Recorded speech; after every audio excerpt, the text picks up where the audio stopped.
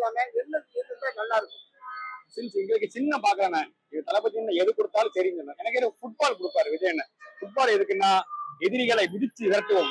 அந்த மாதிரி ஃபுட்பால் சின்னம் அது கூட நல்லாவே எனக்கு தோணுது. ஆனா சின்ன முக்கியம் இல்ல, எங்க அண்ணன் முகம் தான் முக்கியம். எனக்கு அவரு போதும். அவர் நின்று 2026 ஆட்சியில வெற்றி பெற்று மக்கள் நல்ல செஞ்சாலே அதுவே புண்ணியம் தான். தனிப்பட்ட அவரோட தனிப்பட்ட பிரச்சனை மக்கள் மத்தியில பேசுறாரு சீமான் சொல்லிட்டாரு. சீமானுக்கு வாய் மட்டும் தான் இருக்கு, அவர் செயல் எதுவுமே பண்ண மாட்டாரு. சென்சார் போர்டு ஜனநாயக படத்தை கட் பண்ணிருக்கு, அதை பத்தி என்ன எடுத்து பாக்குறீங்க? அந்த படம் வந்துச்சுன்னா மக்களுக்கு இன்னும் கொஞ்சம் நம்பிக்கை வந்துடும். படத்துல நிறைய அரசியல் இருக்குது. படத்துல அரசியலை தவிர்த்து இவருக்கு ஓட்டு போட்டா அந்த கெட்டது நடக்கும், இது படத்தை நிறைய அரசியல் இருக்கு, நல்லது இருக்கு.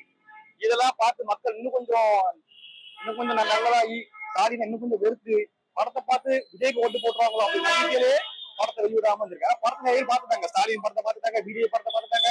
பார்க்க போய் தான் படத்துல இவ்வளவு பிரச்சனையாகி படத்தை இவ்வளவு ஒதுக்கி வச்சிருக்காங்க. பெரியார சீமான் தொடர்ந்து விமர்சனம் பண்ணிட்டே வர்றாரு, அதுக்கு என்ன சொல்லுங்க? அவர் பெரியார் மட்டும் விமர்சனம் பண்ணல, பெரியார் யார் யார் நல்லது பண்றோம் அவங்கள பண்றாரு, தமிழ்நாட்டு மக்களை பண்றாரு, குறவர்களை பண்றாரு.